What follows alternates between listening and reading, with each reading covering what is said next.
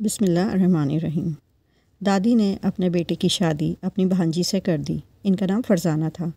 خوبصورت تو وہ بہت تھیں، مگر قسمت ان کی اتنی ہی خراب تھی۔ شادی تو ان کے چاچا سے ہو گئی، مگر انہوں نے کبھی ان کو بیوی کا درجہ نہیں دیا۔ وہ انہیں بس ایک نوکرانی سمجھتے تھے۔ انہوں نے کبھی چاچی کو پیار سے مخاطب نہیں کیا۔ پتہ نہیں چاچا کو ان میں ایسی کون سی برائی نظر آتی تھی کہ وہ کبھی ان کو وہ پیار اور وہ مقام نہ دے پائے کہ جس کی وہ حقدار تھیں۔ چاچی نے بہت کوشش کی چاچا کا دل جیتنے کی، مگر ناکام رہیں۔ سبھی ان کے دکھ کو سمجھتے تھے اور ہمدردی کرتے تھے۔ خاص طور پر میری امی ان کا بہت خیال کرتی تھیں۔ ان دنوں ہم پٹاباد کے ایک چھوٹے سے گاؤں میں رہا کرتے تھے۔ ہمارا گھر 2 منزلہ تھا۔ ہم نیچے والے حصے میں اور چاچا اوپر والے حصے میں رہتے تھے۔ چاچا کے رویے کی وجہ سے جب چاچی بہت دکھی ہوتیں تو ہماری امی کے پاس آ جاتیں، تو امی ان کی دلجوئی کرتیں کہ جب تمہارے بچے ہو جائیں گے تو تمہارا شوہر خود ٹھیک ہو جائے گا۔ لیکن جب تک دادی زندہ رہیں تو چاچا پھر بھی اپنی بیوی کے ساتھ ٹھیک رہے۔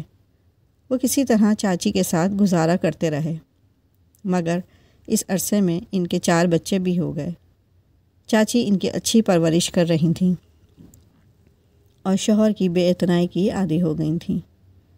زندگی کی گاڑی جیسے تیسے چل رہی تھی کہ ایک دن جب چاچا دکان سے آتے ہی بیوی کو آواز دی۔ اس وقت وہ نہا رہی تھیں، جواب نہ دے سکیں۔ تھوڑی دیر بعد جب وہ نہا کر نکلیں، شوہر کو آگ بگولا پایا۔ وہ چلا رہے تھے کہ تم کہاں غارت ہو گئی تھی، کب سے کھانا مانگ رہا ہوں، یہ کوئی وقت ہے نہانے کا؟ جانتی نہیں ہوں اس وقت میں دکان سے آتا ہوں۔ وہ بیچاری بوکھلا کر جلدی سے کچن میں گئیں اور جلدی کھانا گرم کر کے ٹرے میں رکھا۔ جب چاچا کے سامنے کھانا رکھا، انہوں نے ہاتھ مار کر ٹرے کو الٹ دیا کہ مجھے اب کھانا نہیں چاہیے اور نہ اب تمہاری ضرورت ہے۔ بس اتنی سی بات کو چاچا نے بہانہ بنایا اور اپنے 4 بچوں کی ماں کو طلاق دے دی۔ چاچی روتی ہوئی میکے چلی گئیں۔ جب وہ بیچاری جا رہی تھیں تو ہم سب رو رہے تھے۔ یہ بہت بڑا ظلم کیا تھا چاچا نے ان پر۔ ان کے بچے بھی رو رہے تھے، لیکن چاچا نے ان کو ماں کے ہمراہ نہ جانے دیا۔ کئی دنوں تک ہمارے گھر میں سوگ کی سی کیفیت رہی۔ ہمارے 4 کزن سائم، عاصم، کوثر اور مریم بہت اداس تھے۔ اسی لیے امی نے ان کو اپنے پاس لے آئیں۔ اب ہمارے ساتھ ہی رہتے، کھانا بھی ہمارے ساتھ ہی کھاتے، امی ہی انہیں تیار کرتی اور ہم سب ساتھ اسکول جاتے۔ جب وہ امی کو یاد کر کے اداس ہوتے تو امی ان کی دلجوئی کرتی۔ امی کی کوشش ہوتی کہ چاچی کے بچے خوش رہیں، لیکن ماں کے بغیر وہ کیوں کر خوش رہ سکتے تھے؟ چاچا کو ان کی ماں سے ملنے بھی نہیں دیتے تھے۔ ماں جیسی عظیم ہستی کی جگہ کوئی نہیں لے سکتا۔ پھر بھی ہماری امی نے بھرپور کوشش کی کہ چاچا کے بچوں کا دکھ سمیٹ لیں۔ بیوی کو طلاق دینے کے بعد چاچا بہت کم گھر آتے تھے۔ ان کو اپنے بچوں کی فکر نہ تھی، مطمئن تھے کہ ان کی دیکھ بھال ہو رہی ہے اور وہ اکیلے نہیں ہیں۔ وقت گہرے زخموں کو مندمل کر دیتا ہے۔ اس زخم کو بھی مندمل ہونے میں وقت لگا۔ ہماری امی ہم سب بچوں سے یکساں پیار کرتی تھیں۔ ہم اسکول سے واپس آتے تو کھانا کھا کر بکریاں چرانے کھیتوں میں نکل جاتے۔ ہمارا بچپن تھا، آپس میں کھیل کود کر خوش رہتے تھے۔ ایک دن ہم اسکول سے واپس آئے تو پتہ چلا کہ چاچا نے دوسری شادی کر لی ہے اور نئی بیوی کو گھر لے آئے ہیں۔ ان کا نام رفت تھا۔ دراصل چاچا شادی سے قبل ہی اس عورت کے عشق میں گرفتار تھے۔ دادی نے ان کی نہ چلنے دی اور فرزانہ چاچی سے زبردستی شادی کرا دی۔ ادھر رفت کی بھی اپنے کزن سے شادی ہو گئی۔ چاچا مگر اس عورت کو نہ بھلا سکے۔ بدقسمتی سے رفت کو اس کی شادی کے 1 سال بعد ہی طلاق ہو گئی، تو وہ پھر سے ہمارے چاچا سے ملنے لگی اور دونوں کے مراسم زیادہ گہرے ہو گئے۔ یہی وجہ تھی کہ چاچا نے فرزانہ چاچی کو وہ مقام نہ دے سکے جس کی وہ حقدار تھیں۔ اب وہ رفت سے شادی کرنا چاہتے تھے، لیکن دادی اور 4 بچے ان کی راہ میں رکاوٹ تھے۔ دادی کی وفات کے بعد یہ رکاوٹ نہ رہی۔ چاچا نے بیوی کو طلاق دے کر رفت سے نکاح کر لیا، کیونکہ رفت کی یہی شرط تھی۔ پہلے بیوی کو طلاق دو تبھی شادی کروں گی۔ بیچاری فرزانہ چاچی کا گھر اس عورت کی وجہ سے اجڑ گیا۔ اب ہم سب بچے بھی بڑے ہو گئے تھے اور یہ سب قصہ ہمیں بعد میں پتہ چلا اور چاچی کی طلاق کی وجہ معلوم ہوئی۔ نئی چاچی بہت تیز عورت تھی۔ انہوں نے چاچا کو اپنی مٹھی میں کیا ہوا تھا۔ وہ اپنے سوتیلے بچوں سے اچھا سلوک نہیں کرتی تھی اور اپنے شوہر کے سامنے ان کے بچوں سے پیار جتاتی، لیکن جب وہ گھر پر نہ ہوتے ان پر بڑا ظلم ڈھاتی، سب کو مارتی اور گھر سے نکال دیتی، جس کی وجہ سے یہ سب ہماری امی کے پاس آ جاتے اور ہمارے ساتھ کھانا کھاتے، ہمارے گھر ہی سو جاتے۔ وہ اوپر اپنے گھر جانے سے کتراتے تھے، لیکن ہماری امی نے سختی سے ہدایت کی تھی کہ تم لوگوں نے نئی چاچی کی بھی عزت کرنی ہے اور کبھی چاچی کو اس بارے میں شکایت کا موقع نہ دینا۔ تبھی ہم چپ رہتے، اس لیے ان کی شکایت چاچا سے کہہ نہیں پاتے تھے۔ میں ابھی 7 سال کی ہوئی تھی جب ابو نے میری منگنی سائم سے کر دی تھی۔ ابو ایک فیکٹری میں کام کرتے تھے اور چاچا کا اپنا کاروبار تھا۔ وہ زیادہ خوشحال تھے۔ تبھی میرے والد اپنے چھوٹے بھائی کے آگے بول نہیں سکتے تھے۔ اب میری عمر 14 سال تھی اور میں 9ویں کلاس میں پڑھ رہی تھی، جب کہ چھوٹی بہن سائرہ 12 سال کی ہو گئی تھی۔ میرا چاچا زاد سائم بہت اچھا تھا، پھر اس کا مزاج اور رویہ بدلنے لگا، منہ پھٹ اور بدتمیز ہو گیا۔ خاص طور پر اپنی سوتیلی ماں کو جواب دیتا تو وہ شوہر سے شکایت کر کے اسے پٹواتی تھیں۔ بچپن میں تو ایسی باتوں کی سمجھ نہیں ہوتی۔ ہوش سنبھالا تب احساس ہوا کہ سائم کا رویہ درست نہیں ہے۔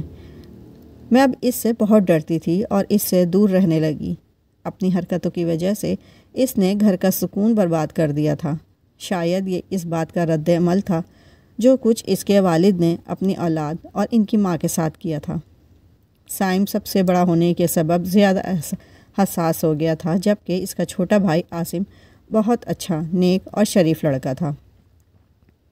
وہ مجھ سے 1 سال چھوٹا تھا لیکن میرے برابر لگتا تھا۔ تبھی میری اس کے ساتھ دوستی ہو گئی اور میں سائم کے بجائے عاصم کو پسند کرنے لگی۔ ایک گھر میں رہتے ہوئے ہم پر کوئی پابندی نہ تھی۔ ایک تو ہم ابھی چھوٹے تھے، پھر ہم ایک ہی آنگن میں کھیلتے تھے۔ شام کو جب ہم بکریاں چرانے جاتے تو سائم ساتھ جانے سے انکار کر دیتا۔ سب بچے وہاں کھیل میں لگ جاتے تھے، لیکن میں اور عاصم پیار بھری باتیں کرتے تھے۔ یہ احساس ہی نہ تھا کہ میری نسبت سائم سے طے ہے۔ اس لحاظ سے عاصم میرا دیور بنے گا اور مجھے اس کے ساتھ پیار کا رشتہ نہیں جوڑنا چاہیے۔ پھر سائم کی کچھ غلط قسم کے لڑکوں سے دوستی ہو گئی۔ وہ پڑھائی سے بھاگنے لگا اور زیادہ وقت باہر گزارنے لگا۔ پھر بجائے اس کے کہ چاچا اس کو اچھی بری بات سمجھاتے، وہ آئے دن اس کی پٹائی کرتے تھے۔ اس نے میٹرک کا امتحان دیا اور فیل ہو گیا۔ امی ابو کو بہت دکھ ہوا کیونکہ وہ تو اسے داماد بنانے کا ارادہ کر چکے تھے۔ ان کا خیال تھا کہ میری شادی سائم سے تو سائرہ کی عاصم سے کر دیں گے۔ اس طرح گھر کی لڑکیاں گھر میں ہی رہیں گی۔ والدین جو سوچتے ہیں بچوں کو اس سے غرض نہیں ہوتی، وہ تو اپنے جذبات کے تابع ہوتے ہیں۔ میں اور عاصم ایک دوسرے سے پیار کرنے لگے، یہ خیال کیے بنا کہ ہمارے اس پیار کا انجام کیا ہوگا۔ اب میں بکریاں چرانے نہیں جاتی تھی اور کہتی تھی کہ مجھے اور عاصم کو اسکول کا کام کرنا ہے۔ ہم ایک ہی کلاس میں پڑھتے تھے، تبھی امی ہم کو کچھ نہ کہتی، یہ سوچ کر کہ انہوں نے امتحان کی تیاری اکٹھے کرنی ہوگی۔ میں عاصم سے کہتی تھی، کاش میری منگنی تم سے ہوئی ہوتی۔ اب سائم سے کیسے منگنی ختم ہوگی اور ہماری شادی کیسے ہوگی؟ وہ جواب دیتا، تم فکر نہ کرو، میں ذرا بڑا ہو جاؤں تو خود تمہاری امی سے بات کروں گا، ان کو کہہ دوں گا کہ وہ ہماری شادی تم سے کر دیں اور سائم کی سائرہ سے کر دیں، کیونکہ ہم ایک دوسرے کو پسند کرتے ہیں۔ فی الحال اس بات کو ظاہر نہیں ہونا چاہیے کیونکہ ہم ابھی پڑھ رہے ہیں، تعلیم مکمل کر لیں گے تو کچھ بات کر سکیں گے۔ ہم نے میٹرک کا امتحان دیا اور دونوں پاس ہو گئے۔ سائم نے پڑھائی چھوڑ دی تھی۔ چاچا اسے اپنے ساتھ دکان پر لے جاتے تاکہ قابو میں رہے اور آوارہ نہ پھرے، مگر وہ دل ہی دل میں باپ سے نفرت کرنے لگا تھا۔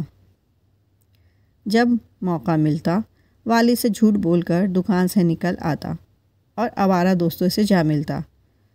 اسے دکان سے پیسے بھی چرانے شروع کر دیے تھے۔ چاچا سائم کی طرف سے پریشان تھے کہ اس کا کیا بنے گا۔ دکان سے بھی ہٹا لیا کہ روز چوریاں کرے گا تو کاروبار کو ہی ڈبو دے گا۔ پھر ایک دن سائم نے چند بدمعاش قسم کے دوستوں کو اپنے ساتھ ملایا اور اپنے ہی والد کی دکان میں نقب لگائی۔ چاچا کا وہم و گمان میں بھی نہ تھا کہ خود ان کا اپنا بیٹا اپنی ہی دکان میں چوری کرا سکتا ہے۔ انہوں نے پولیس میں رپورٹ لکھوائی اور پولیس نے تفتیش کی، تب پتہ چلا کہ چوروں میں سائم بھی شامل ہے۔ جب پولیس اس کو گرفتار کرنے آئی، والد اور چاچا دونوں گھر پر نہیں تھے۔ پولیس سائم کو گرفتار کر کے لے گئی۔ جب ابو اور چاچا گھر آئے اور ان کو پتہ چلا کہ پولیس سائم کو گرفتار کر کے لے گئی ہے تو وہ دوڑے ہوئے تھانے گئے اور اپنے بیٹے کو چھڑوا لیا اور اسے جیل نہ ہونے دی۔ ہونا تو یہ چاہیے تھا کہ سائم شرمندہ ہوتا، بلکہ اس کا اور زیادہ حوصلہ بڑھ گیا۔ وہ اپنے گروہ کے ساتھ گاؤں میں چھوٹی موٹی چوریاں کرنے لگا۔ چاچا نے ابو سے کہا کہ اس کی شادی کر دیتے ہیں، یہ شادی کے بعد سدھر جائے گا۔ ابو پریشان تھے کہ کیا کریں، بھائی کی مانیں اور بیٹی کو جانتے بوجھتے کنویں میں دھکا دے دیں یا انکار کر دیں۔ دوسری صورت میں خاندان کا شیرازہ بکھرنے کا امکان تھا۔ جب مجھے اور عاصم کو اس بات کا علم ہوا، ہم دونوں بہت پریشان ہوئے۔ میں تو اسے سچے دل سے چاہنے لگی تھی۔ میں نے عاصم سے کہا کہ مجھے تم سے ضروری بات کرنی ہے۔ میں چاہتی تھی کہ کسی طرح ابو کو اس اقدام سے روکیں۔ میں اور عاصم بکریاں چرانے کے بہانے کھیت میں چلے گئے اور ایک پتھر پر بیٹھ کر باتیں کرنے لگے۔ ہم باتیں کر رہے تھے، ہم کو خبر نہ تھی کہ ہماری باتیں سائم کا دوست سن رہا ہے۔ اس لڑکے نے جا کر سائم کو بتایا کہ تمہاری منگیتر تمہارے چھوٹے بھائی کے ساتھ ندی کنارے بیٹھے پیار کی پینگیں بڑھا رہی ہے، اور تم کہتے ہو کہ تمہاری آج کل میں اس کے ساتھ شادی ہونے والی ہے۔ میں نے ان کی پیار بھری باتیں ابھی اپنے کانوں سے سنی ہیں۔ یقین نہیں ہے تو خود چل کر دیکھ لو۔ اس بات کا سننا تھا کہ جذباتی سائم آپے سے باہر ہو گیا۔ اس نے دودھ سے چھڑا لیا اور دوڑتا ہوا کھیت میں اس جگہ آ گیا جہاں ہم بیٹھے تھے، اپنے مستقبل کے بارے میں رو دھو رہے تھے۔ اس نے آتے ہی چھری سے عاصم پر حملہ کر دیا۔ اس خوفناک منظر کی تاب نہ لا کر میں تو وقوع سے بھاگ کھڑی ہوئی اور بکریوں کے باڑے میں جا کر چھپ گئی۔ آدھے گھنٹے تک وہیں چھپی رہی۔ خوف سے میرا لہو خشک تھا اور مجھ میں ہلنے جلنے کی سکت نہ رہی تھی۔ کچھ دیر بعد جب پولیس کی گاڑیوں کی آواز سنی اور لوگوں کا شور کانوں میں پڑا تو مجھے ہوش آیا۔ لوگ کہہ رہے تھے کہ افسوس، بھائی نے بھائی کو مار دیا، اور پولیس سائم کو پکڑ کر لے گئی۔ ہمت کر کے کسی طرح میں گھر پہنچی، لیکن وہاں تو کہرام مچا تھا۔ گھر والوں کو کچھ پتہ نہ تھا کہ میں کہاں تھی اور کب گھر آئی ہوں، اور یہ بات سائم نے بھی کسی کو نہ بتائی کہ اس نے کس وجہ سے اپنے بھائی کو قتل کیا۔ اس نے پولیس کو یہ بیان دیا کہ جب میں نے والد کی دکان میں چوری کروائی تھی تو عاصم نے میرے والد کو میرے دوستوں کے نام بتائے تھے، جس کی وجہ سے ہم پکڑے گئے تھے۔ مجھے اپنے بھائی سے اس بات کی رنجش تھی۔ میں نے بھی اس خوف سے یہ نہیں بتایا کہ جب سائم نے عاصم پر حملہ کیا میں وہاں موجود تھی اور اپنی آنکھوں سے میں نے عاصم پر وار کرتے دیکھا تھا۔ مجھے تو زندگی کے ساتھ ساتھ اپنی عزت بھی مطلوب تھی۔ راز تو راز ہی رہا، لیکن میرے دل پر ایسا گھاؤ پڑا جو آج تک ہرا ہے۔ عاصم جس سے پیار کرتی تھی قتل ہو کر منو مٹی تلے جا سویا اور سائم کو جیل ہو گئی۔ سچ ہے کہ عشق کا جادو سر چڑھ کر بولتا ہے، جیسا کہ ہمارے چاچا کے عشق کے باعث ہوا۔